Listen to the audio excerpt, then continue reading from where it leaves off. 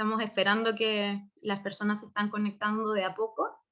Les doy Ay, pensé que estaba apagado mi micrófono. Bueno, les doy los saludos iniciales a nombre de UNESCO. Estamos hoy día con Lázaro Rodríguez y Bárbara Negrón, quienes van a dar la clase de hoy día. Así que les damos las gracias a ellos por su participación. Y los dejo con Carla Foixy, del Ministerio de las Culturas, las Artes y el Patrimonio, que también coorganiza este programa con nosotros. Y muy buenas tardes a todos y a todas. Bienvenidos a esta segunda clase del curso.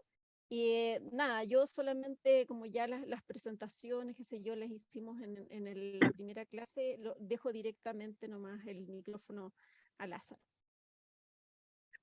Muchísimas gracias, Carla. Muchísimas gracias, Antonia. Muchísimas gracias. Por ahí está Bárbara Negrón. Cuando termine mi intervención la presentaré, que será mi coanfitriona hoy en este maratón, porque creo que va a ser un maratón también de contenido. Lázaro, te silencié sin querer nuevamente, perdón. No hay problema. Ya estoy. Okay. Voy enseguida les doy compartir. Y vamos a esta segunda clase. Esta segunda clase tiene que ver nada más y nada menos que con el tema de la planificación participativa en el diseño de políticas y programas culturales. Ha sido, como les comentaba a mis colegas anteriormente, ha sido todo un desafío tratar de simplificar en 45 minutos el marco general de la convención, porque es una de las cosas polémicas que tiene en sí mismo la convención, y quiero avanzar un poco. Primero, que utilicemos el chat. Vamos a tener el chat igualmente. Buenas tardes a todas, buenas tardes a todos. Si quieren poner alguna reflexión muy rápida de cómo les fue con esa primera tarea, ¿no? Una tarea obligatoria, una tarea que ayudaba mejor a entender y a poner en contexto los contenidos. Recuerden, teníamos que ver el resumen ejecutivo del informe de la UNESCO y ahí identificar algunos de los 4 objetivos de la convención, que habíamos visto. El marco de la convención es un poco la hoja náutica, la carta náutica de la convención, como me gusta llamarla, que es la que la concreta también, porque todos estos tratados internacionales empiezan siendo demasiado generales para poner de acuerdo a todo el mundo, ¿verdad? Recuerden que son 150 partes de la convención, y lo que los especifica son un poco los mecanismos estos, como los que vamos a ver hoy. Déjenme ver algo, si tengo algún comentario acá. Bueno, creo que lo que tenemos para acá son solo saludos. Si alguien quiere ir compartiendo algo, lo puede ir compartiendo. Voy a avanzar entonces con los contenidos para los cuales tengo. Lázaro, disculpa, hagamos Sí. algo. Para que tú Sí. estés completamente concentrado en tu presentación, si quieres, sale alguna pregunta ahí, te la voy comentando. Perfecto, gracias, Carla. Muy amable, bueno, entonces vamos a pasar los contenidos de hoy, de la parte que voy a compartir con ustedes, y es un poco, tiene que ver con las estrategias para la promoción de la participación ciudadana. ¿Qué significa esto? Una breve nota sobre el enfoque interseccional, que me di cuenta que quería hablar más de lo que perdí el tiempo en los procesos culturales, sobre todo a la hora de definir quiénes son diarios de las acciones que nosotros planteamos, el rol que tiene la Convención para la gobernanza colaborativa en política cultural, que esto daría para estar hablando 6 meses, 8 horas diarias, qué agentes involucrados están en los procesos de consultas también, y tratar de identificar algunos ejemplos de acciones que se pueden realizar por la sociedad civil y los gobiernos y las empresas, que, como ustedes verán, va a ser el centro de la presentación que les traigo hoy, porque traté de mezclarlo todo para que me diera un poco de tiempo. El primer tema que me interesa destacar es cómo la Convención 2005 entiende la participación cultural. Bueno, no hay algo así como una definición de la participación cultural en la Convención. Simplemente hay una referencia muy vaga en el artículo 11 de la Convención a la participación específica de la sociedad civil, no de otros actores. Recuerden que también que no se incluyen en sí o no se mencionan explícitamente los gobiernos en este caso porque son parte de la convención y tienen el mandato de la implementación. Sin embargo, este artículo 11 es el que permite que se reconozca, que los estados están obligados un poco a reconocer el papel fundamental que desempeña la sociedad civil en la protección y promoción de la diversidad de expresiones culturales. Por lo tanto, la convención es el marco para que los países, los gobiernos se fomenten esa participación activa de la sociedad civil para lograr los objetivos de la convención. Y esto es dificilísimo, no se imaginen cuando estaba preparando los contenidos, porque realmente en el propio marco de la convención solamente esto se interpreta en sentido estricto y no en sentido amplio, como voy a tratar de compartir con ustedes y reflexionar porque es lo que más me interesa hoy. Igualmente hay otra referencia muy vaga al tema de la participación y disfrute básicamente como un derecho fundamental.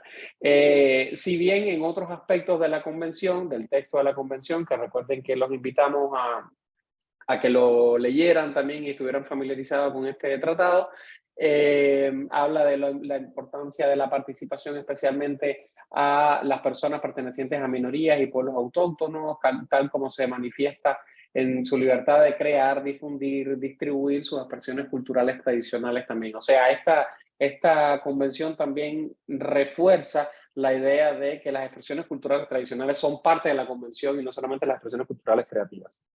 Algo con lo que muchas veces se malinterpreta en esa puja, como vimos al principio, de diferenciar las convenciones de patrimonio cultural material e inmaterial y el de la Convención 2005, ¿verdad? También se refuerza el rol que tiene la cultura en la cohesión y la importancia de la libertad de pensamiento.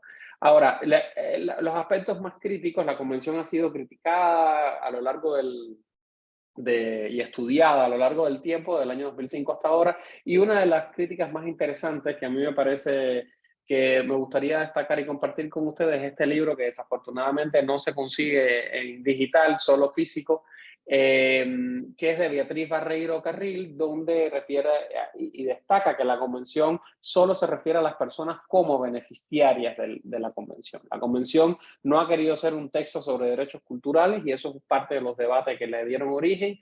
La expresión derechos culturales figura solamente como algo que debe ser tomado en cuenta en las recomendaciones o los aspectos más significativos, pero no se ofrece un tratamiento de los derechos culturales como una faceta de derechos subjetivos, ¿verdad? De derechos humanos. La UNESCO, en lugar de sujetos de derecho, habla de beneficiarios, lo cual es una de las limitaciones, en mi opinión, de la propia convención, y otro de los expertos que más ha trabajado, Jesús Prieto de Pedro, habla que los derechos culturales se ejercen a partir solamente de esta dimensión de creación y consumo, porque recordemos que la convención es un marco para darle forma, como dice Antonio de Blasis, otro colega muy querido, que la ha criticado bastante también, para darle forma a eso que se llamó la excepción cultural, o sea, la distinción de lo cultural en las negociaciones económicas de la cultura, ¿verdad?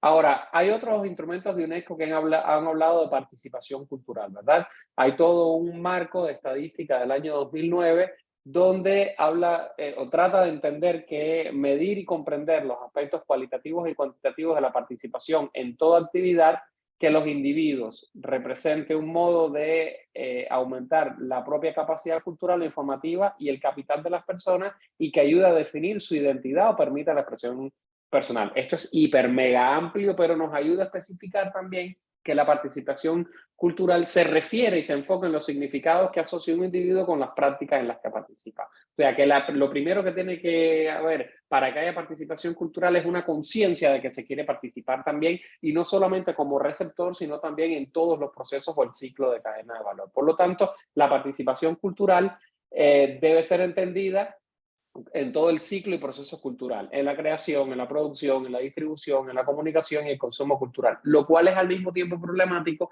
a la hora de pensar que la convención ve como beneficiarios sobre todo a la sociedad civil y no diferencia qué grupos específicos dentro de la ciudadanía, dentro de la propia sociedad civil deben ser prioritarios. La planificación participativa no es, por tanto, y este es el tema que nos convoca hoy, solo un momento de diseño y consulta que es fundamental, sino todo el ciclo de vida de los marcos políticos y legislativos y su implementación y evaluación, ¿verdad? Ahora, ¿Cómo entender la Convención 2005 como un marco para promover la participación cultural y ejercer los derechos culturales si no está hecha para eso? Creo que es parte de la utilidad que nosotros desde la sociedad civil, desde las empresas, desde el gobierno también, tenemos que hacer un ejercicio para pensar y ese es el lugar al que los quiero invitar. Sin embargo, quiero hacer un paréntesis en este momento, porque yo creo que no podemos pensar la sociedad civil, el rol de la sociedad civil, sin pensar y enfocar la participación cultural centrada en las personas, ¿verdad? Y no solamente en las expresiones culturales, que es lo que tradicionalmente se ha hecho.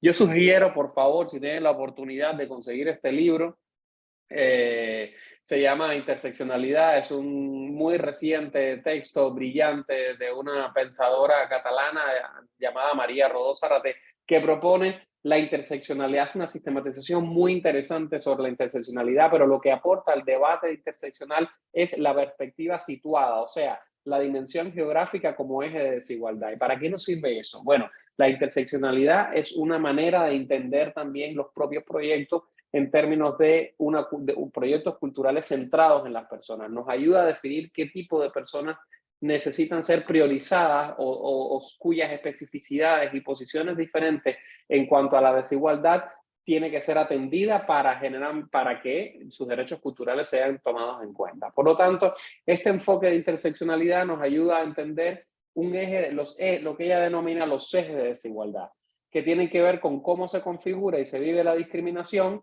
y no con respecto a cómo funciona el sistema de dominación. O sea, este enfoque interseccional nos ayuda sobre todo a entender cómo se dan en términos específicos las diferentes dimensiones de la exclusión. ¿Cómo se come esto? Hay un conjunto de ejes de desigualdad, los más claros son con respecto al género, la orientación sexual, con respecto al origen y la racialización y la diversidad étnica, cultural y religiosa, que como ven son cosas que tienen que ver con la diversidad cultural, el tema de la edad también, el tema de la diversidad funcional, entre otros también. Estos ejes de desigualdad se van cruzando y hacen que se den exclusiones sociales específicas que deben ser atendidas a la hora de proponer proyectos culturales. Según esta propia autora, la interseccionalidad no intenta identificar cuál es el eje que explica más cosas en general. O sea, tampoco son cajitas de Lego para entender, ¿no? Para pegar y para competir entre sí, que si yo soy más discriminado por ser migrante que por ser una persona con discapacidad, o si una mujer es más excluida por ser una persona blanca o por ser negra, sino hay que entender la complejidad en la garantía de derechos culturales y por lo tanto no podemos hablar de participación ciudadana sin entender este enfoque y atenderlo, ¿verdad? La interseccionalidad no solo ayuda a ver las diferencias cruzadas por ejes, estos ejes que mencioné, sino que también ayuda a mostrar cómo las diferentes posiciones de personas y grupos en diversas dimensiones de un mismo eje configuran formas de desigualdad muy diversas. Por ejemplo, ante un trabajo cultural, los hombres tendrían ventaja con respecto a dos mujeres. Pero de los dos hombres, en caso de que sea un hombre blanco y un hombre indígena, el blanco tendría mejor posición en ese mismo eje de desigualdad. Un poco para poner un ejemplo rápido de cómo funciona esto a nivel de pensamiento. Esto ayudaría mucho a romper esa idealización, digamos, un poco populista también y de ficción de que nuestros proyectos culturales son para todo el pueblo chileno, para todas las mujeres, los jóvenes, porque terminan siendo aquellas personas que tienen mejores posiciones en los ejes de desigualdad quienes se benefician de este trabajo. ¿Por qué es importante este contexto? Bueno, la interseccionalidad es un instrumento que permite entender cómo se configura la opresión, también la opresión y la violencia cultural en seres humanos situados en sus contextos. Permite deconstruir críticamente las expresiones culturales de la dominación, dentro de las cuales también funciona el Estado también. Este método surge para entender la interrelación entre ejes de desigualdad, es un proceso de descubrimiento, sensibilidad analítica también y ayuda a ampliar la mirada a los privilegios y las opresiones que son fundamentales para descolocar el debate sobre la diversidad cultural de solamente los bienes y servicios culturales en los términos en los que lo entiende la Convención por su propia historia. O sea, mi premisa con esto, y con esto voy cerrando esta parte, no se puede entender la participación cultural específica de grupos y personas sin entender y atender el enfoque interseccional. Ahora, ¿Cuál es la dimensión de participación cultural que deben tener los ámbitos estratégicos de seguimiento de la convención? Recuerden que el dolor de cabeza nuestro es, voy acá, este marco de seguimiento de la convención.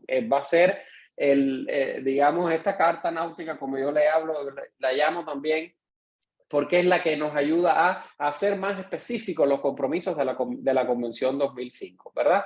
Recuerden que en la convención se identifican como beneficiarios los gobiernos, el sector privado, los individuos, profesionales, artistas y personas y profesionales culturales, perdón, y también la sociedad civil. Esto lo habíamos visto en la anterior presentación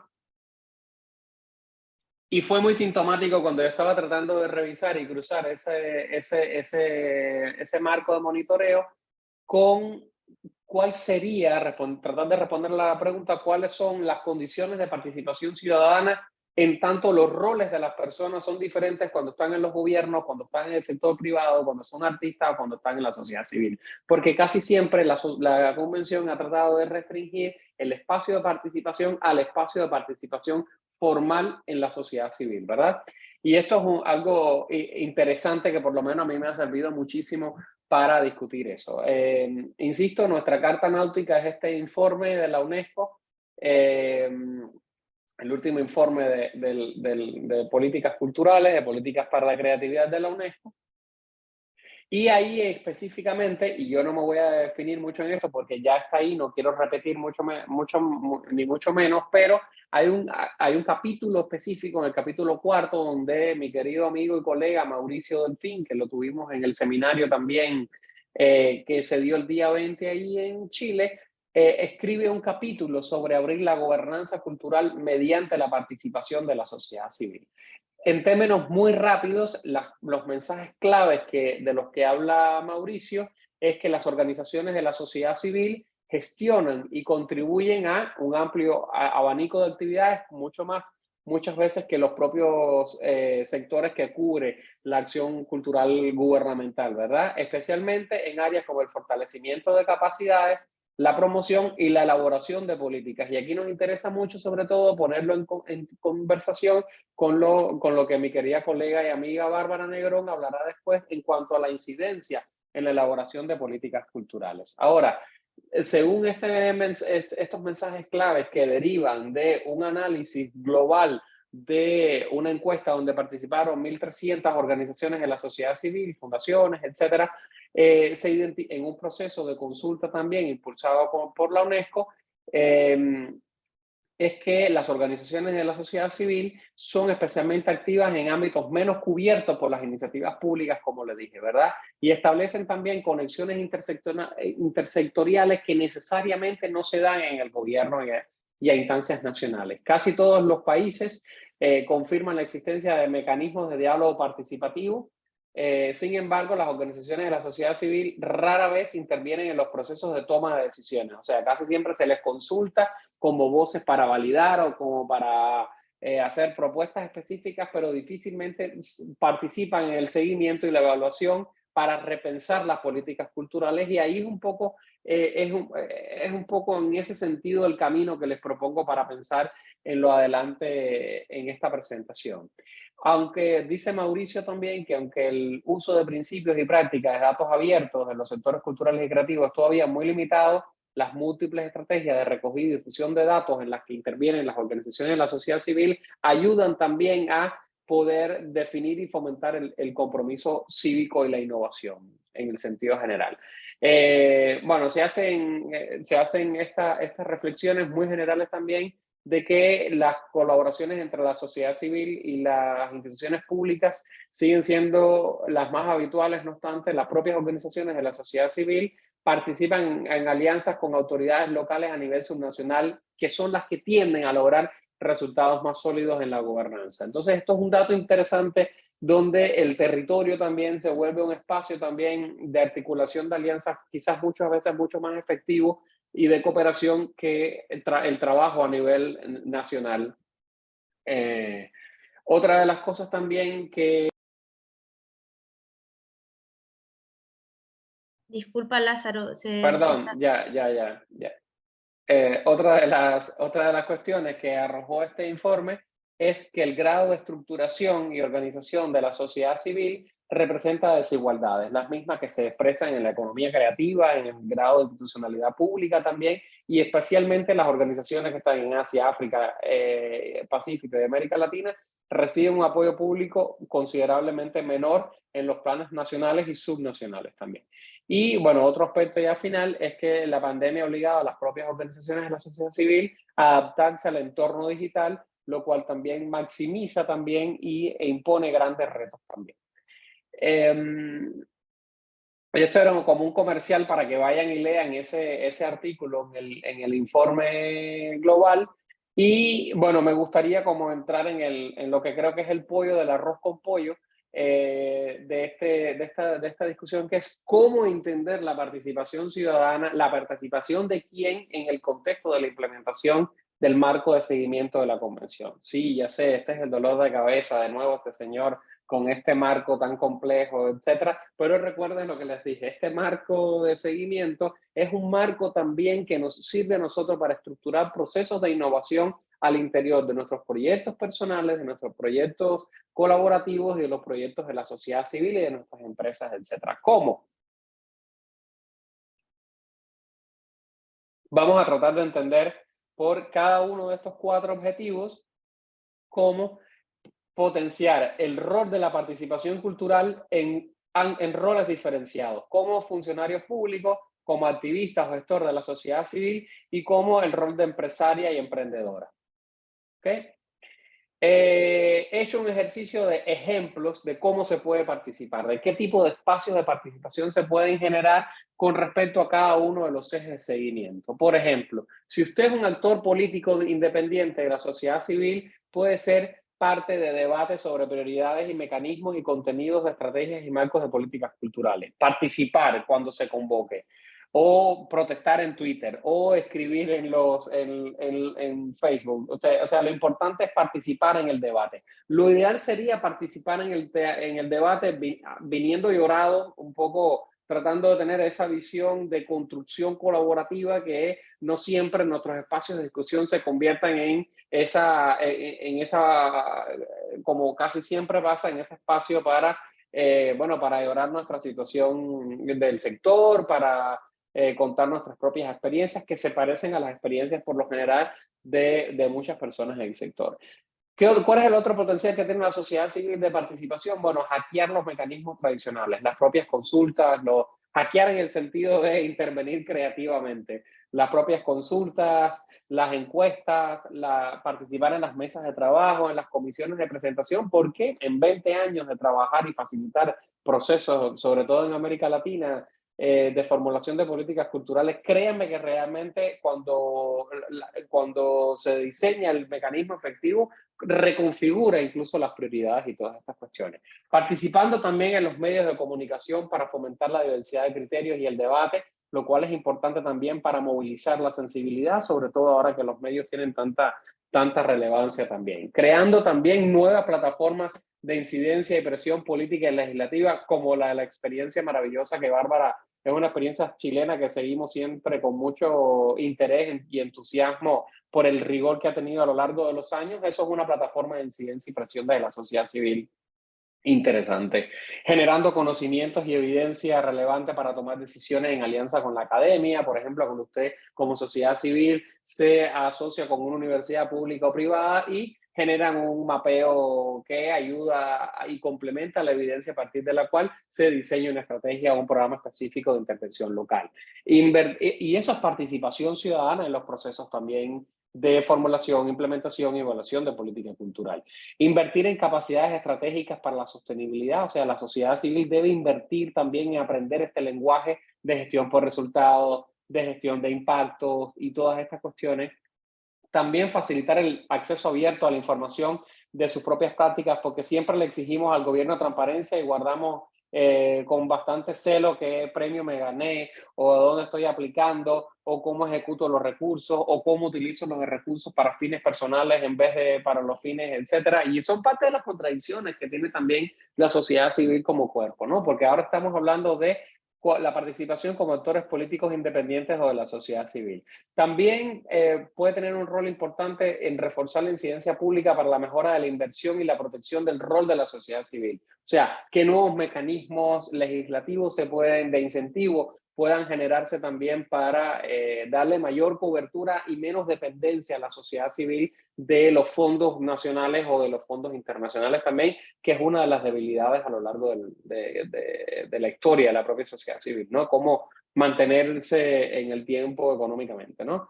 Y también facilitar oportunidades de participación, participar en otras oportunidades como las consultas de la convención. Ahora mismo en la UNESCO, no sé si quizás me pueden ayudar Carla o Antonia en compartir el link de una consulta que se está haciendo sobre la recomendación del Estatuto del Artista de la UNESCO que está vigente. Entonces ahí, por ejemplo, en un proceso global de revisión sobre el Estatuto del Artista, sobre la condición del artista, pueden participar. Eso es un ejemplo muy concreto. Ahora, si usted está del lado del gobierno, porque sé que hay personas que están acá de gobiernos locales, etcétera, ¿cómo puede aprovechar ese espacio de participación ciudadana? Bueno, aplicando un enfoque de derechos e interseccionalidad en la definición de los beneficiarios, con los ejemplos un poco, o con el enfoque que les puse, con el enfoque interseccional. Y a la UNESCO no le gusta hablar de estos temas, como a Naciones Unidas no le gusta hablar del tema de interseccionalidad, como la Agenda 2030 no habla de interseccionalidad. ¿Por qué? Porque la interseccionalidad es problemática también. E implicaría también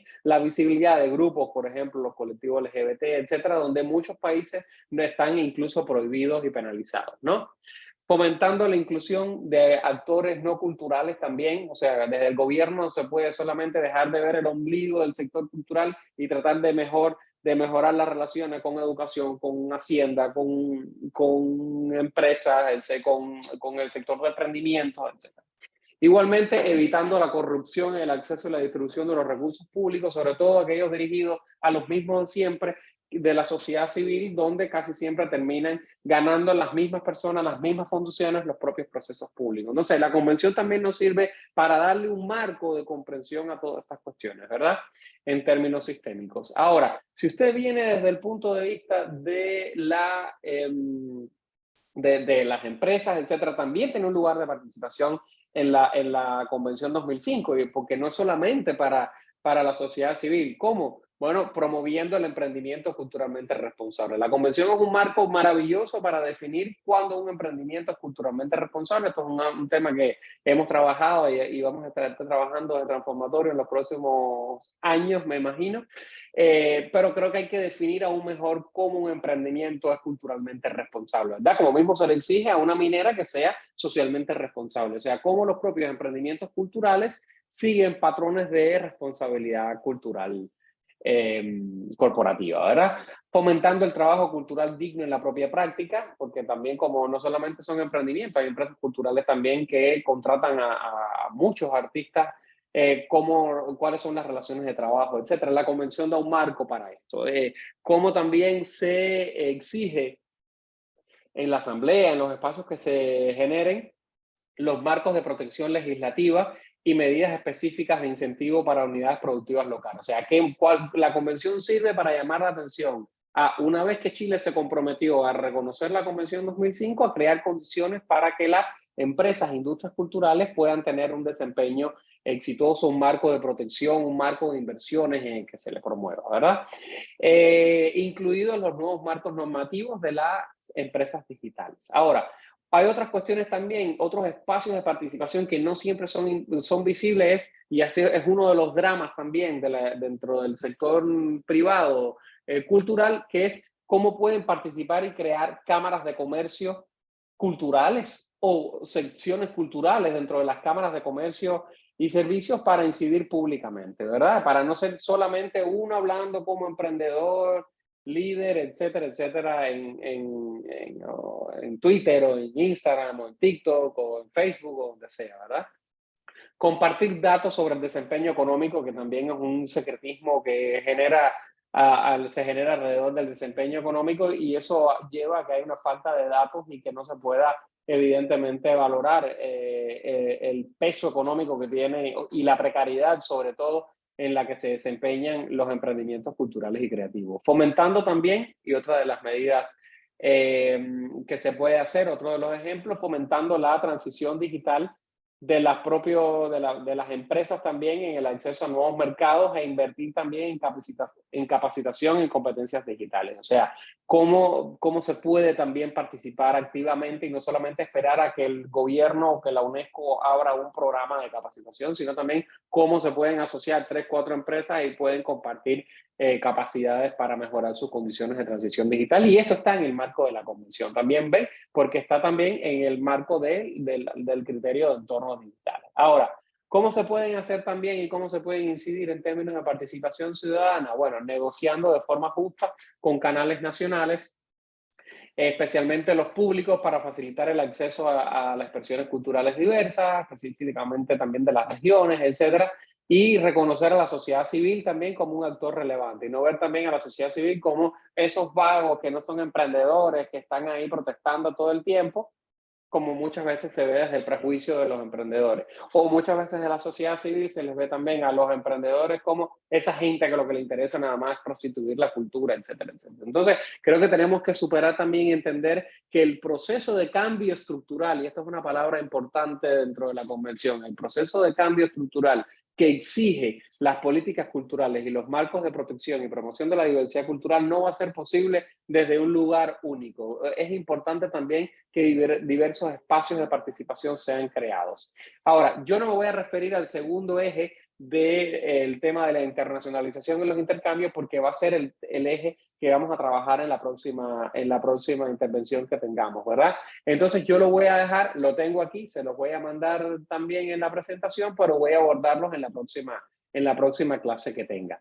Como estamos enfocando el tema de la participación, voy a enfocarme también en otro hacer el mismo ejercicio con otro de los objetivos que son clave para la participación, que es el tema del objetivo de integrar la cultura en los marcos del desarrollo sostenible.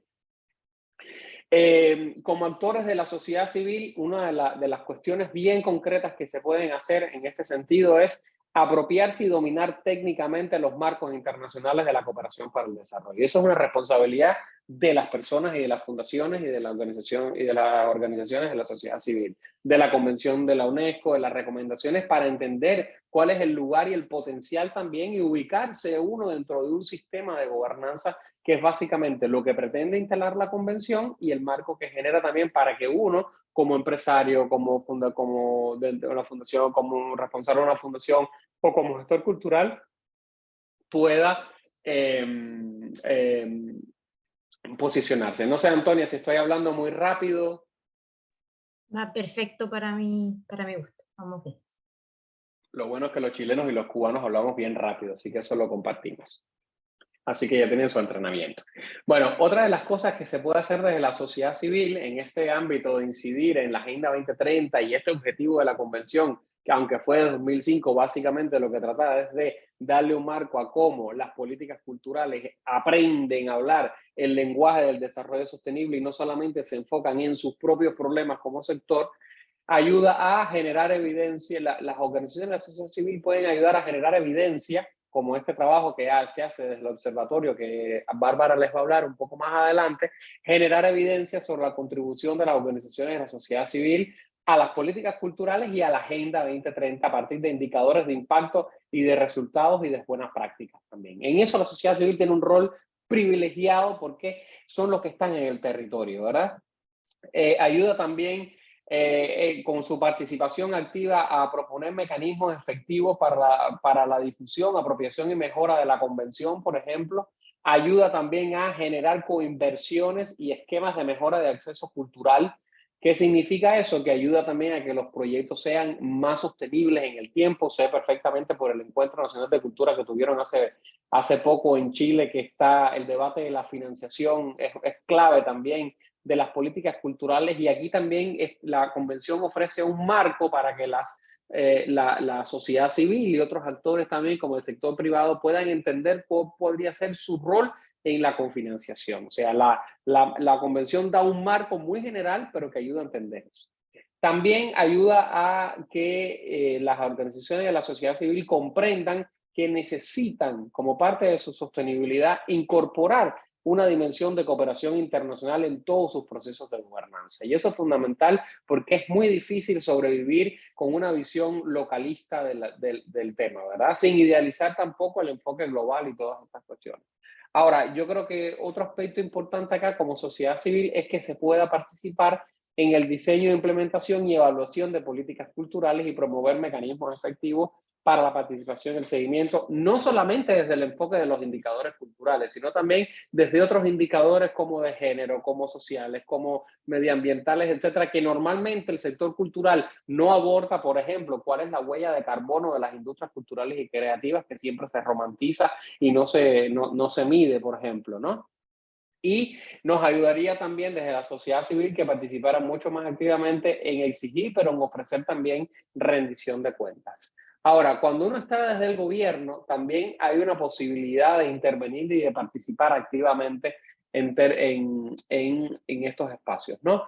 Por ejemplo, medir igualmente la gobernanza de la dimensión cultural del desarrollo sostenible, diseñar mecanismos efectivos de transversalización. ¿Qué significa eso? Del tema de cómo logramos colocar la cultura en otros espacios que no son los culturales, ¿verdad? Y sí, es una visión instrumental, pero es una visión también realista de que es imposible conseguir la Agenda 2030 sin tomar en cuenta una dimensión cultural. Y eso compromete el financiamiento público también. Ahora, ¿cómo se puede lograr también desde el gobierno? Bueno, implementando la transparencia que tiene que exigirse también desde el sector privado, desde el sector de la sociedad civil en la financiación pública, los nuevos fondos públicos, las nuevas conversiones, etcétera. Y estoy siguiendo muy atento todo el proceso que está pasando en Chile a la hora de redefinir las convocatorias públicas. Posiblemente en Chile se esté redefiniendo hoy cómo podrían ser las convocatorias públicas culturales del futuro. Y por eso hay mucho interés en lo que está haciendo el ministerio, ¿verdad? ¿Cómo se fomenta como también el ministerio tiene el mandato, el gobierno, de fomentar la cooperación sur-sur y poner a disposición de otros países experiencias técnicas y recursos disponibles, como esto que le acabo de ejemplificar, y diseñar también fondos especiales de cooperación cultural, ¿verdad? Igualmente involucrar a los artistas y profesionales de la cultura. Ahora, si es como un actor económico, como les decía, implementando mecanismos efectivos de responsabilidad cultural y empresarial y corporativa y planteando también programas de mejora y distribución equitativa de recursos también y apoyando también emprendimientos y cooperativas con un enfoque de impacto social. O sea, cómo las propias empresas culturales grandes como Netflix, como las grandes plataformas o las grandes editoriales pueden ayudar también a otros emprendimientos, etc. Y esto es una manera también de generar y potenciar también espacios de participación. Ahora, por último, si estamos hablando en cuanto a promover los derechos humanos y las libertades fundamentales, como actores políticos independientes o de la sociedad civil, hay mucho de lo que se puede hacer. Lo primero es tratando de diseñar planes de transversalización de igualdad de género en los propios programas culturales de la organización de la sociedad civil. Por favor, si pueden, en el chat ponga alguna experiencia que tengan ustedes de un plan de transversalización de igualdad de género en su fundación o en su proyecto, si lo tienen hecho, si tienen indicadores, etc.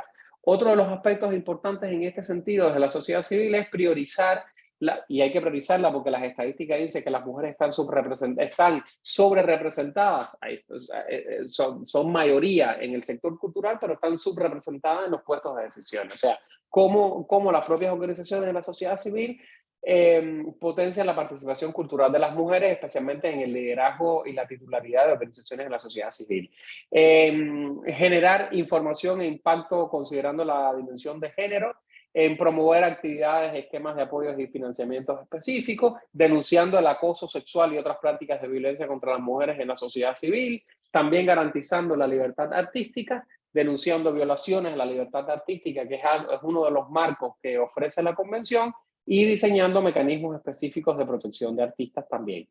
Ahora, si usted está dentro del gobierno, dentro de las cuestiones fundamentales, estableciendo oficinas de género en cultura. Es importante que cada uno de los ministerios tenga una oficina de género para que fiscalice todo el plan de transversalización con indicadores concretos, ¿verdad? que tomen en cuenta también, por supuesto, un enfoque interseccional, no solamente la variable de género como eje de desigualdad, pero específicamente sí hace falta una oficina de género en cada uno de los ministerios o instancias públicas, ¿verdad?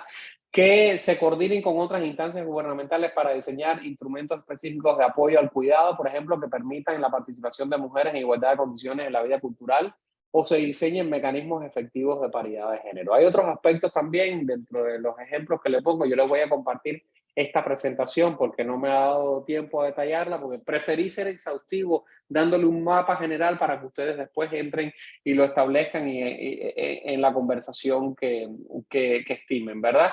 Se creen organismos especializados para proteger, promover y monitorear la libertad artística. Esto es fundamental. Y sobre todo se generen nuevas leyes y mecanismos de denuncia a las violaciones a la libertad artística, ¿no? Igualmente se penaliza la corrupción y los conflictos de intereses a través de mecanismos legales. Si usted es un actor económico en este sentido, bueno, promover la paridad de género en las empresas y los emprendimientos, invertir en contenidos desarrollados por mujeres y apoyar a las creadoras, fomentar las oportunidades para el liderazgo de las mujeres también y visibilizar sobre todo el rol de las mujeres en el trabajo creativo, que como pasa en la sociedad, está totalmente invisibilizado.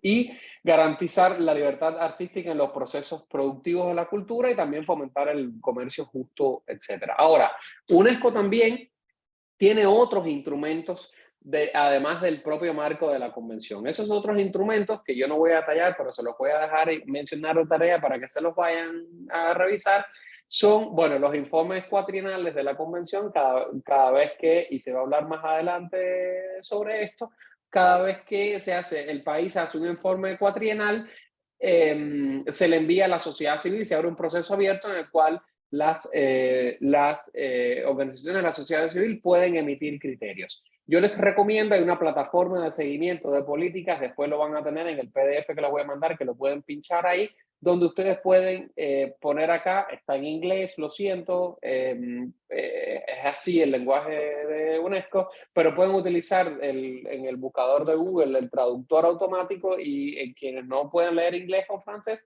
lo pueden encontrar aquí. Entonces, yo lo que les recomiendo es que busquen la plataforma de seguimiento de políticas, que es una herramienta buenísima, nos vamos a estar refiriendo a ella un poco en lo adelante también de este curso, pero que se familiaricen con ella. Y en estos informes cuatrinales, fíjense que aquí hay 4.200 políticas y medidas de los informes en el mundo entero que les pueden dar ideas a ustedes sobre temas específicos que pueden buscar en estos ejes también.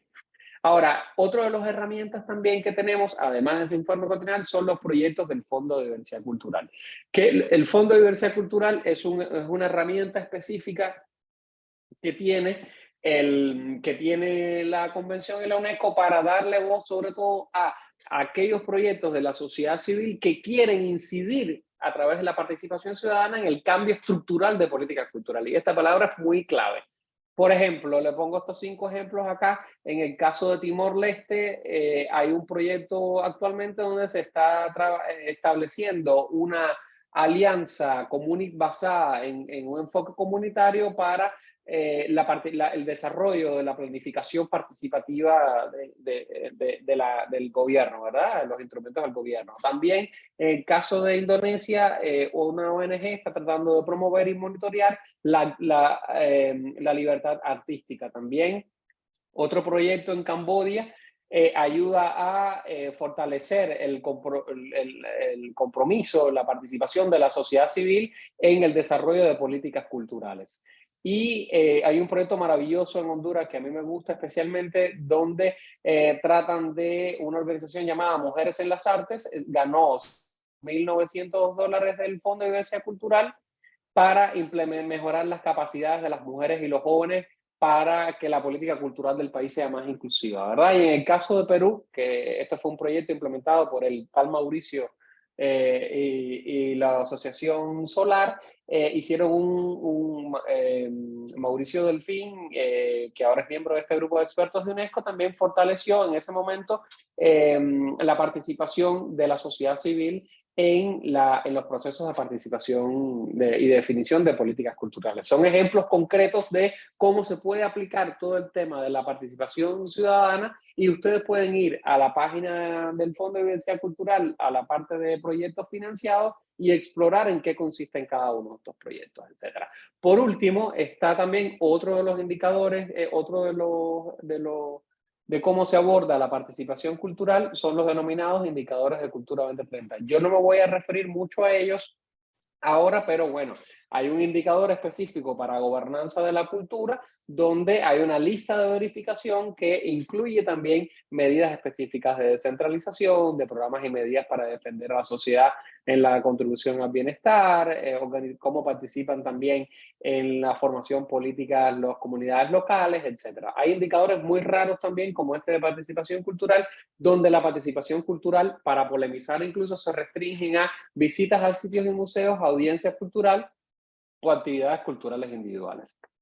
O sea, con esto quiero decir que hay mucho por discutir, mucho por plantearse en términos de diversidad cultural, y también me gustaría, y les comparto también acá, un mecanismo muy interesante que se llama Resiliat. Es una publicación que salió ahora en el contexto de Mondial Cool, donde ustedes pueden ver los testimonios de 100 líderes de la sociedad civil en el mundo de cómo incidir y proteger mejor la diversidad de expresiones culturales y las políticas culturales. Creo que sería todo por acá. Como tarea 2, que después se las voy a poner acá, explorar esa plataforma de monitoreo y también explorar el Fondo de Diversidad Cultural y tratar de identificar un proyecto de otro país que se ajuste al tipo de proyectos que usted implementa. Y esto los ayudaría sobre todo a no perder tiempo en hacer formulaciones para el Fondo de Diversidad Cultural que no se ajustan a las prioridades también del fondo.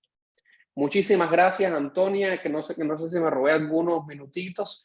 Sí, pero muy poquito. De hecho, alcanzamos a hacer un par de preguntas que quedaron en el chat. De hecho, bueno, hay una que pregunta sobre cómo UNESCO puede hacer una colaboración con los municipios para poder trabajar en aplicar las políticas de diversidad cultural.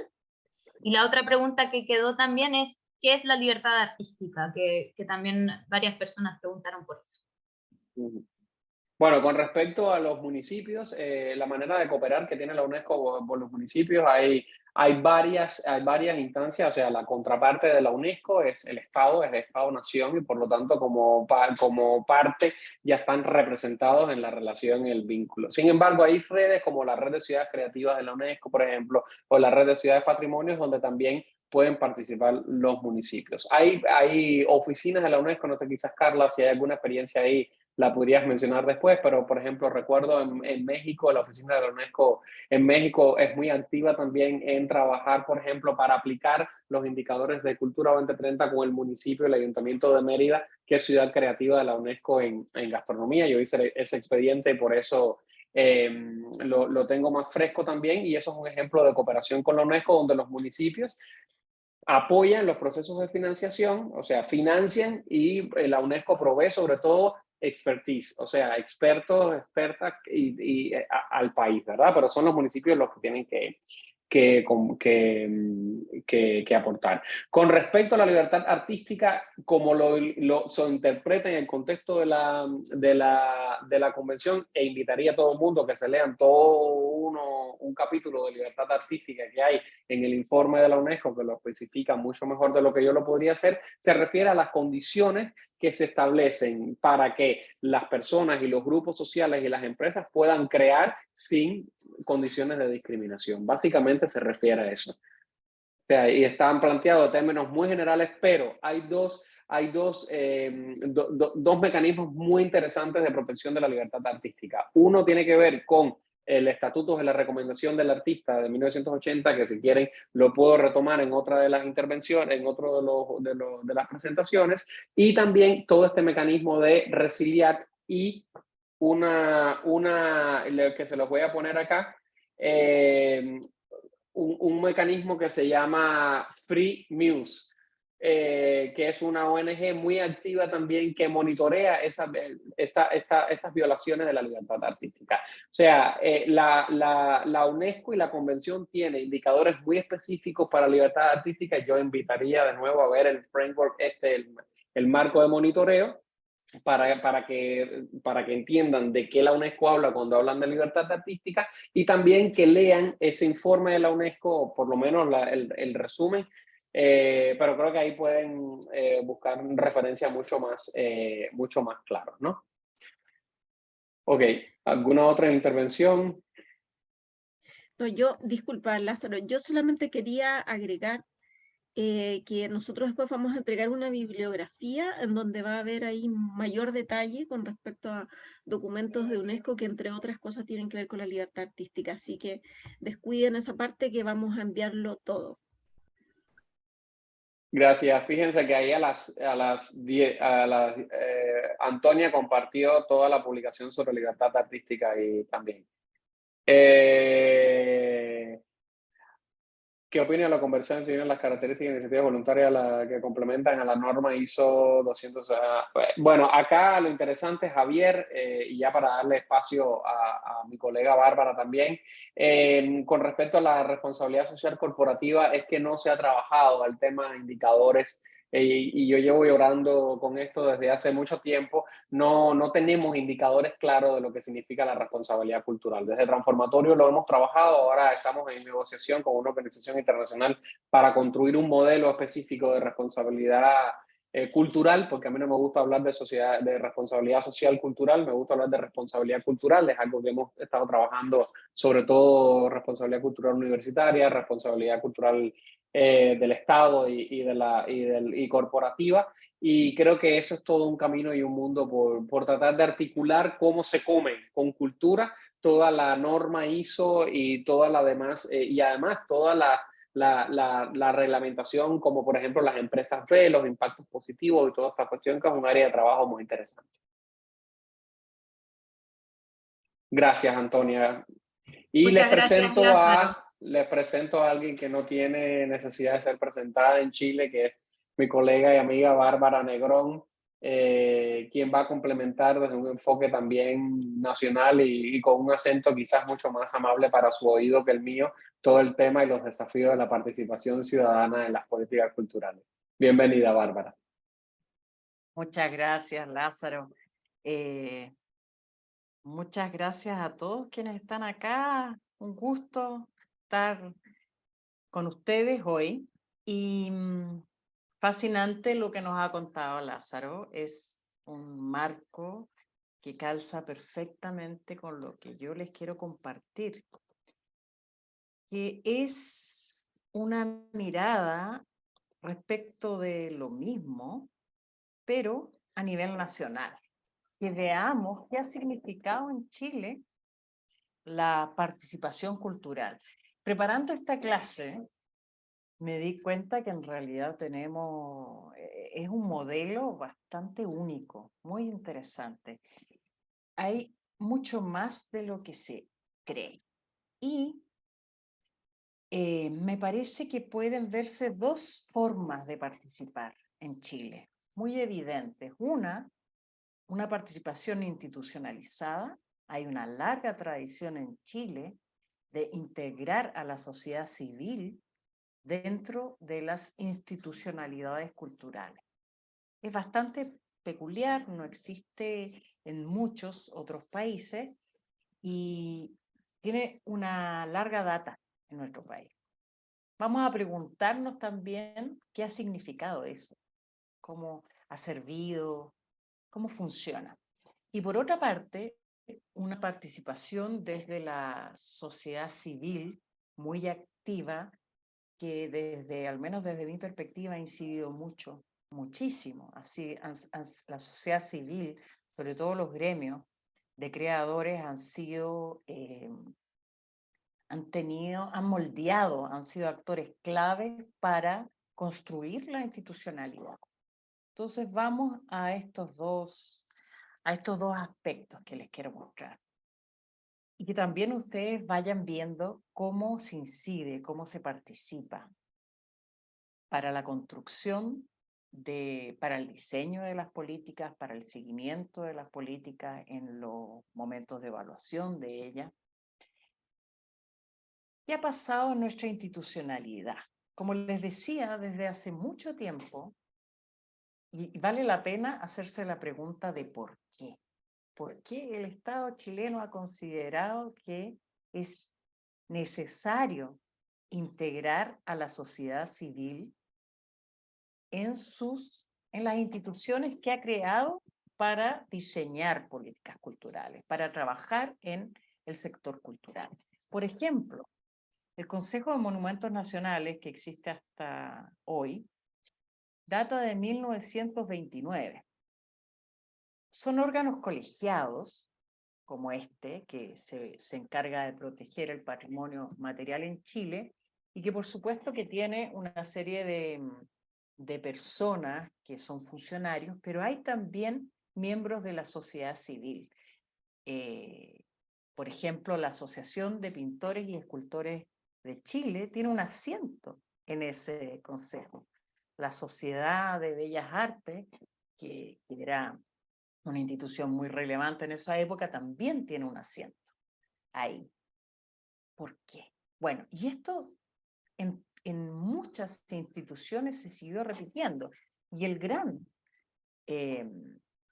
ejemplo es el Consejo Nacional de la Cultura y las Artes, que fue la institucionalidad que Chile se dio entre el 2003 y el 2017, la que antecedió el Ministerio de las Culturas. Y quizás muchos de ustedes ya saben que en toda su estructura integraba, igual que lo hace ahora el ministerio, pero con mayores facultades y competencias, integrabas a la sociedad civil.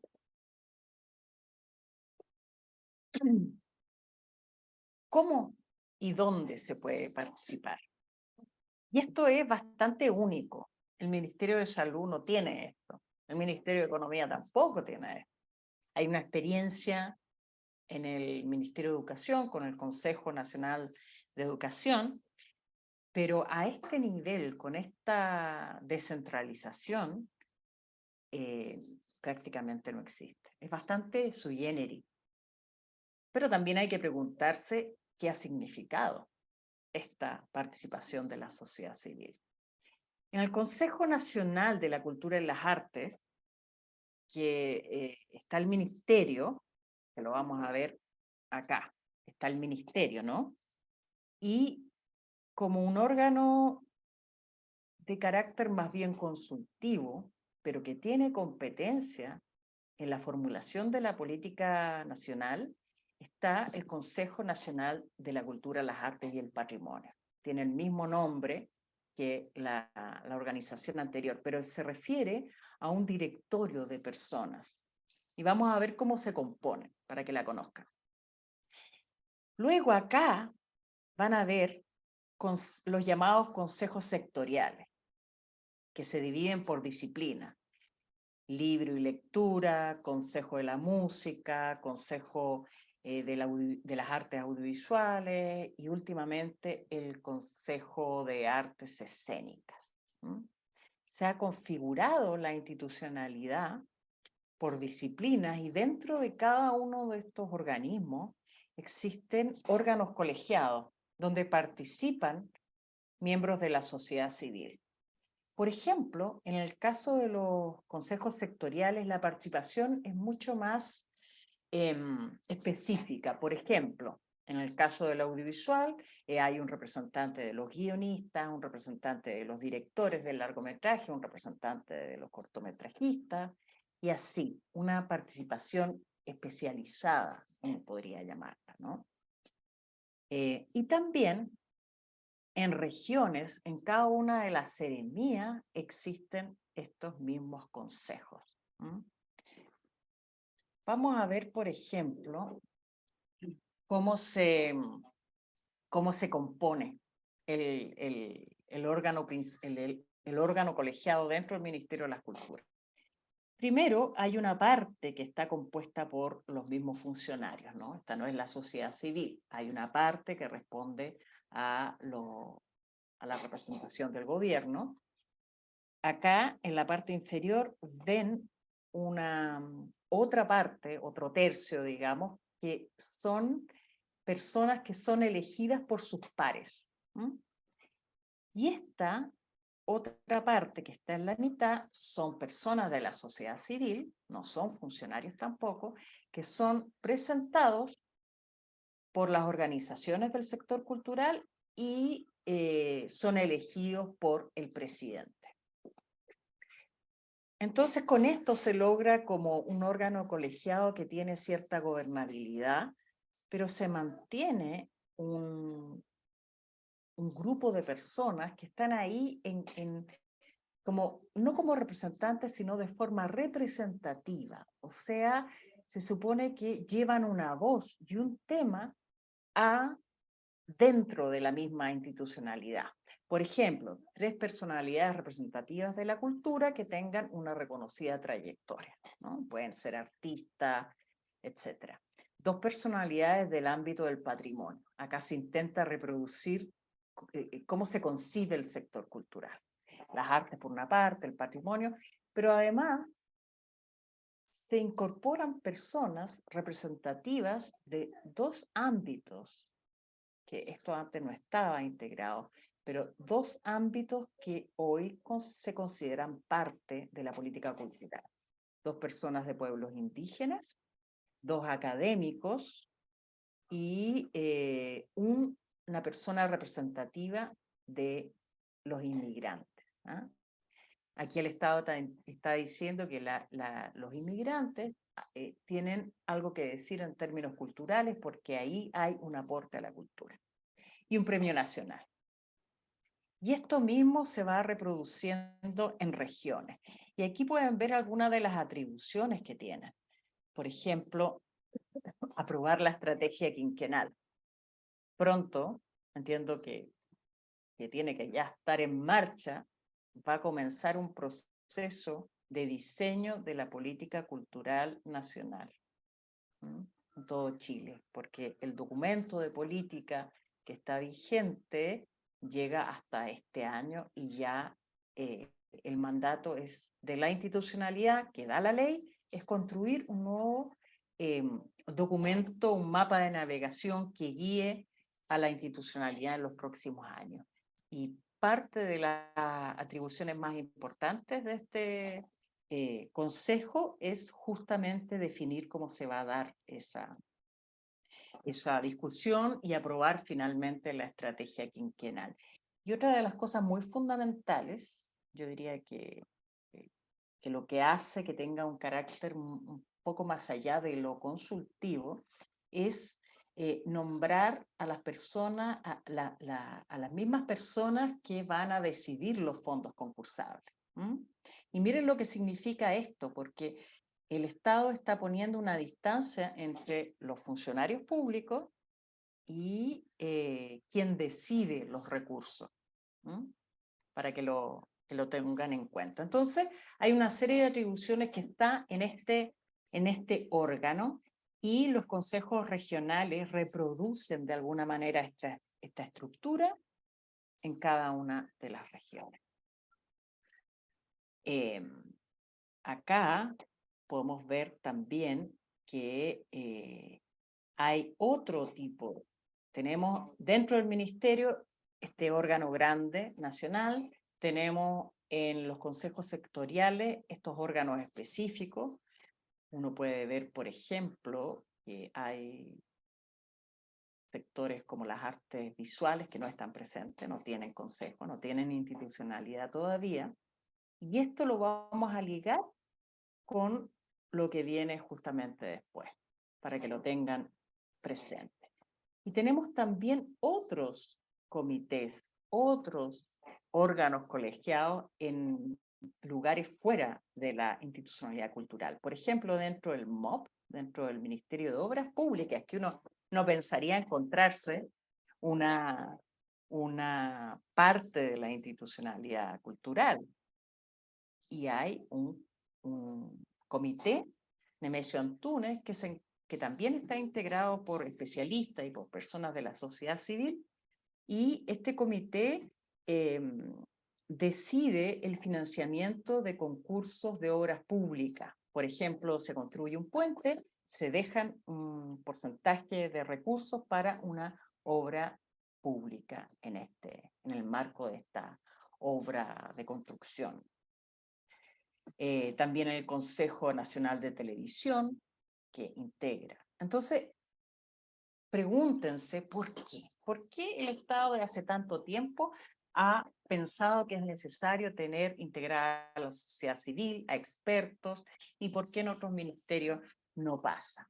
Eso me parece que es una conversación interesante, y también qué resultado hemos podido ver de esto. Quizás alguno de ustedes ha participado, es consejero regional o ha participado de alguna de las instancias.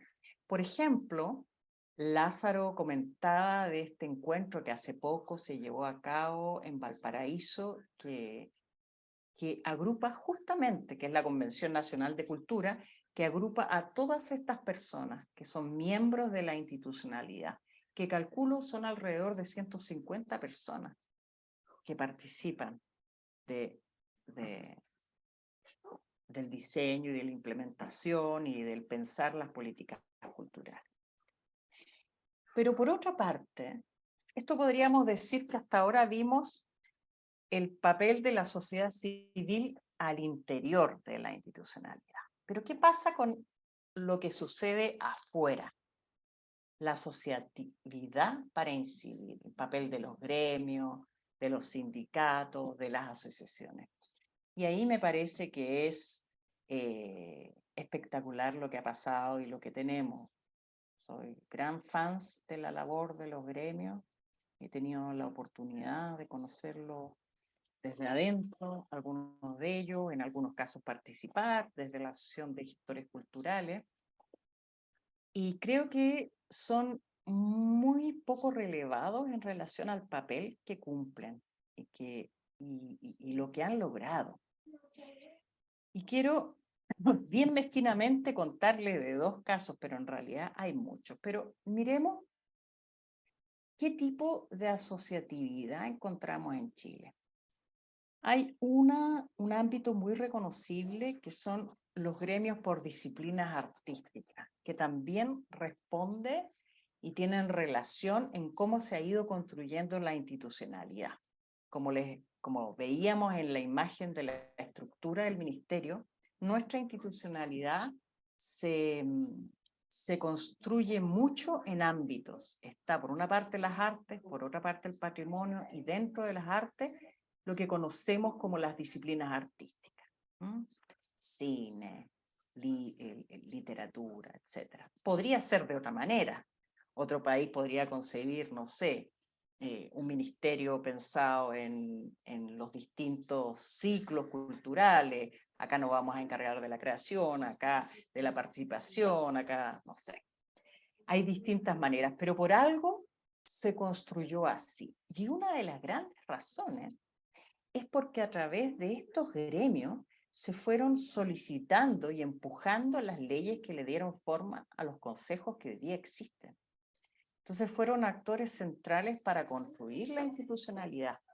La institucionalidad no se construyó porque alguien decidió, una sola persona o un solo gobierno decidió, bien, vamos a tener acá esto repartido por disciplinas. Y a cada disciplina le vamos a dar un fondo y cada uno de estos consejos va a tener premios y va a tener un órgano colegiado. No. Lo que pasó es que las asociaciones organizadas fueron presionando para poder contar con una ley. En el caso de la Ley de Artes Escénicas, fue un proceso que comenzó completamente desde la unión de Sidarte, los gremios de danza y las organizaciones relacionadas con el circo. Y ellos generaron un proyecto de ley, generaron un documento y le presentaron al ministro de ese entonces, a Ernesto Tone, le presentaron el proyecto. El proyecto fue asumido como un proyecto de gobierno y fue reelaborado, por supuesto hubo un proceso legislativo, se presentó al Congreso y después de un trámite se aprobó. Y en todo desde el diseño hasta la aprobación, estuvieron presentes esta asociatividad de gremios. Y así ha sido cada una de las veces, con el Consejo de la Música, con el Consejo Audiovisual. Y en el caso de las artes visuales, no ha sido posible ese nivel quizás de asociatividad para presionar, ¿no? Y por otra parte, también existen las asociaciones que se agrupan más bien por contingencias, por temas puntuales. Por ejemplo, el Frente del Patrimonio. No sé si ustedes saben, pero nuestra ley, la ley del Consejo de Monumentos Nacionales, es una ley que data de 1929, con modificaciones en el 70, es una ley que está tremendamente desactualizada y que requiere urgentemente una modificación. Bueno, en el gobierno pasado se inició un proceso legislativo, un proyecto de ley, pero este proyecto de ley tuvo mucha oposición, mucha crítica. Por supuesto, habían actores de ambos lados que criticaban y apoyaban el proyecto, pero hubo más bien una crítica importante a las características de este proyecto. Varias asociaciones, algunas territoriales, otras profesionales como el Colegio de Arquitectos y otras similares, muchas comunidades de regiones también, comunidades indígenas, constituyeron este frente del patrimonio para impedir que la ley siguiera avanzando. ¿Por qué? Una de las razones más fuertes era que no se había hecho un proceso de consulta indígena. Entonces, esa ley finalmente no vio la luz y hoy día está anunciado un nuevo proceso de participación para llegar a un nuevo proyecto de ley. También existen asociaciones que agrupan asociaciones.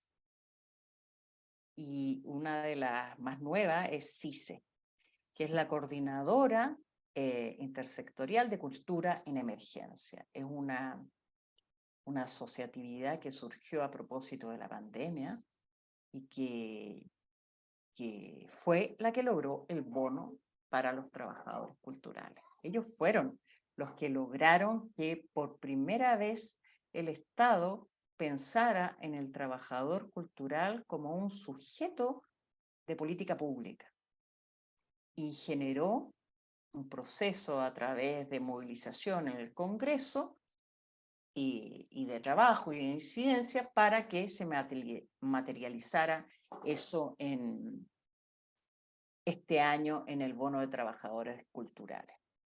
La Unión Nacional de Artistas, que agrupa a varias otras organizaciones como estas, y la misma Coalición por la Diversidad Cultural. Acá hay, en estas tres instituciones hay varias que se repiten, hay doble militancia, ¿no?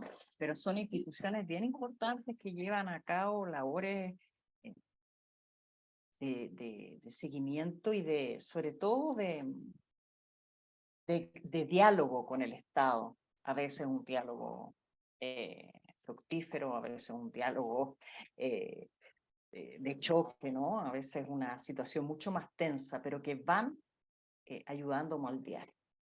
Y también hay asociaciones que tienen una delimitación mucho más relacionada con el territorio, por ejemplo, de regiones o de barrios. El barrio Yungay tiene asociatividad, una asociatividad fuerte que participó mucho en el proceso de discusión de la ley del patrimonio, que participa en las políticas culturales relacionadas con el municipio, en su localidad. Hay diversos tipos de asociatividad. Por supuesto que en regiones es más invisibilizada. Conozco menos casos en municipios, pero sí sé de unas relaciones entre grupos organizados y gobierno local que han derivado en procesos como la construcción de un plan municipal de cultura. Quizás algunos de ustedes trabajan en los gobiernos locales, entonces pueden conocer ese tipo de acciones. Como les contaba, hay muchos casos, en realidad, muchísimos casos de incidencia.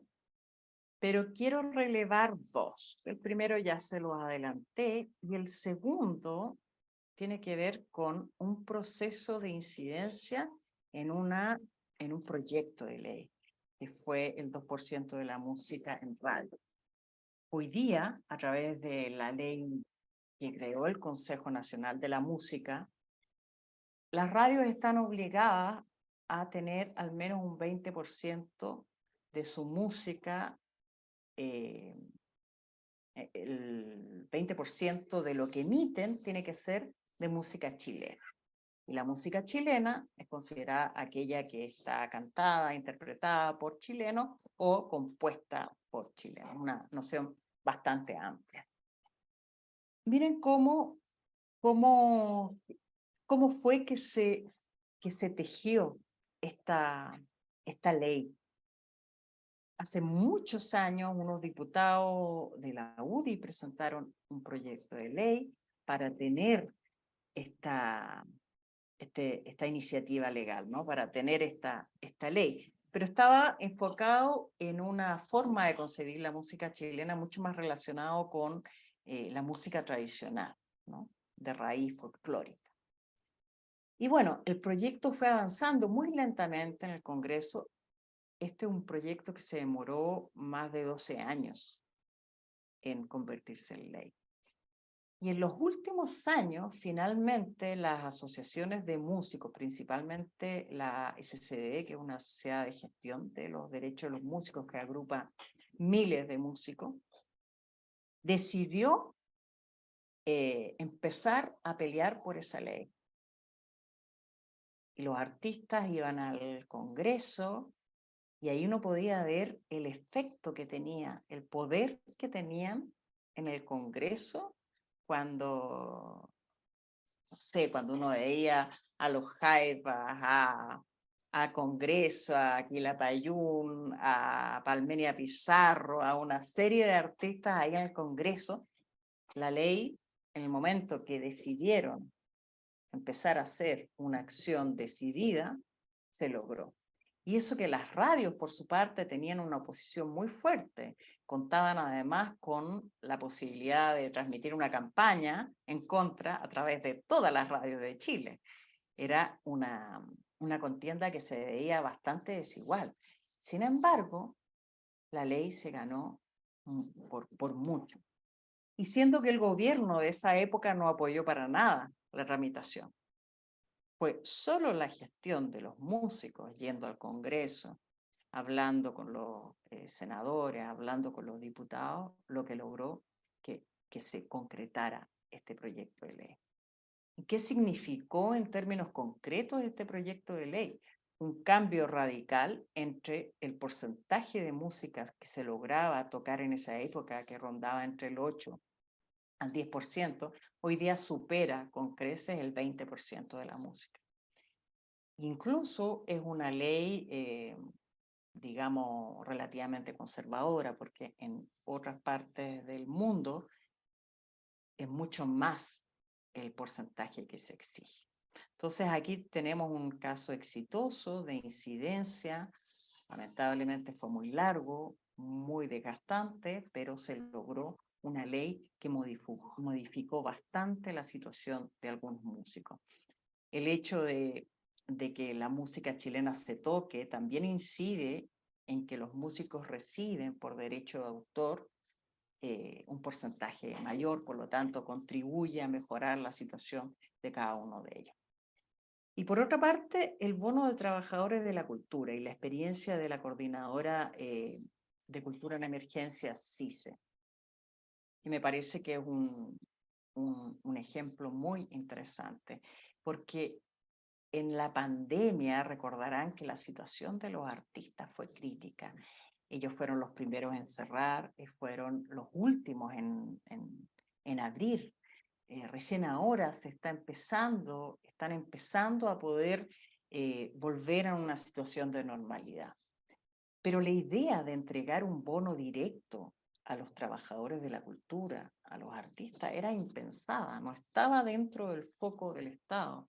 Me tocó acompañar algunas reuniones con las autoridades de ese entonces y las mismas autoridades decían, nosotros no los teníamos en el radar. No existían los trabajadores de la cultura diferenciados de los demás. Y efectivamente los trabajadores tienen características que vamos a ver en otra de las clases, tienen características especiales. Su trabajo es de una naturaleza distinta. Tienen una serie de condiciones que hacen que sea mucho más difícil. Por lo tanto, ameritaban una ayuda específica. Y levantar eso en Chile fue, en una situación tan crítica, donde habían tantas otras demandas, fue un logro muy especial y además significa la primera acción donde el Estado reconoce a los artistas como trabajadores de la cultura. Y la pregunta que les dejo también un poco como tarea para que la reflexionen, ¿qué resultados ustedes conocen? ¿Qué experiencias conocen? Quizás en sus localidades. ¿Cómo ven que ustedes pueden participar desde estas dos dimensiones? ¿Cuáles les parecen más útiles? ¿Cuáles son en realidad mucho más incidentes? ¿Dónde nuestra capacidad de asociarnos y actuar también en todos los aspectos que nos contaba Lázaro puede ser más efectiva? ¿En cuál de estos ámbitos? Muchas gracias. Y ahora vamos a abrir, no sé si hay alguna pregunta que quedó por ahí.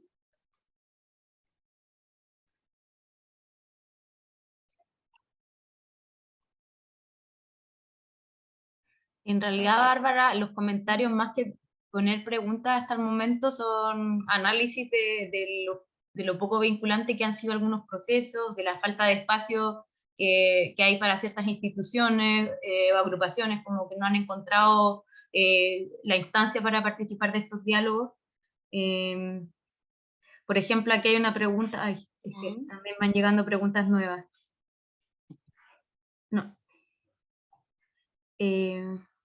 No sé, Carla, si tú lograste detectar alguna pregunta que no... Estoy igual leyendo. Yo, ¿sabes? Creo que tal vez podríamos dar espacio para una pregunta directa, porque, claro, hay más reflexiones.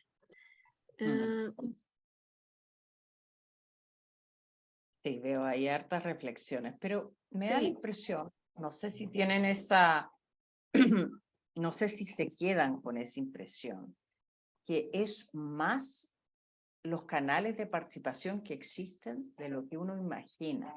Ahora, desde mi perspectiva, ha sido más eficiente la participación desde fuera del Estado que desde dentro. Desde dentro se da más bien una relación de colaboración, donde las instituciones y la sociedad civil participan en calidad de expertos, ¿no? De alguna manera, el Estado chileno considera que el tema cultural es un tema fuertemente técnico que requiere de la opinión de distintas personas. Y es interesante. Sin embargo, cómo ha construido una institucionalidad donde incorpora tanta sociedad civil. Pero desde mi perspectiva, es más bien desde afuera cuando actúas con el Estado como una contraparte, donde se han hecho muchos logros. Y en la práctica, ¿cómo es esa incidencia? En la práctica, las asociaciones se juntan, las personas se juntan, no siempre como organizaciones de derecho, que es un proceso legal que te da una personalidad jurídica. Muchas de ellas se juntan durante mucho tiempo como asociaciones de hecho, que en el caso de cultura son mucho más reconocidas, ¿no? Y generan una agenda y van instalando temas, en algunos casos de manera mucho más radical. En el caso de los trabajadores de la cultura y el bono, logró una presencia mediática un poco mayor, ¿no? Mi impresión, siendo que los temas de cultura en general siempre son la quinta rueda y cuesta como que lleguen a los medios de comunicación, se logró visibilizar que los creadores, los gestores, los técnicos, los intermediarios vivían una situación especial durante la pandemia, ¿no?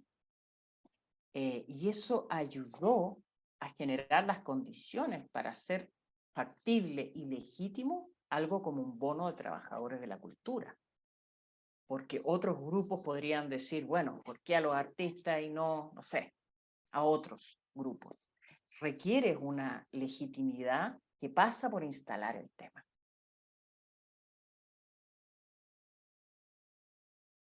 Bueno, también aparecieron un par de preguntas más. Una dice, ¿cómo se pueden establecer relaciones de apoyo con las ONG para los colectivos culturales y qué ONG recomiendas para este fin? Y la otra pregunta dice, ¿qué ves que se está tejiendo ahora respecto a la incorporación de las temáticas LGBTIQ en la cultura y en la educación cívica? Sí, bueno, afortunadamente yo creo que se están incorporando cada vez más. El mismo Estado promueve bastante coherentemente, pienso yo, los temas de inclusión, en aspectos como las licitaciones, por ejemplo, como los fondos concursables, el tema de la mujer. Hay una mirada hoy día que hace 5 años atrás no existía, no estaba presente. El papel que tienen y las diferencias que tienen las mujeres en el arte. Hoy día ha sido incorporado también en los fondos concursables.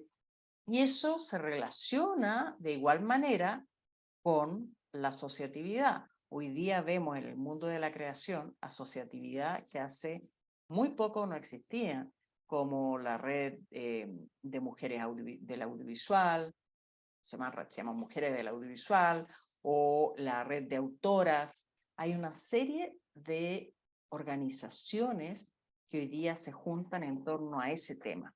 Y asimismo también con la inclusión en general de todos los grupos. Pero básicamente, como en todo, el que no llora, no mama, y es bien evidente que el camino para instalar los temas empieza siempre por las personas, ¿no? El Estado tiende a responder a las demandas. Y en cultura es súper evidente que no es propositivo, sino más bien reactivo, ¿no? Como les decía, esta institucionalidad y la forma que se ha construido ha sido por la demanda organizada de los sectores culturales. Ese ha sido el punto inicial. Y lo mismo pueden ver a nivel local. Lo mismo tendría que producirse a nivel local.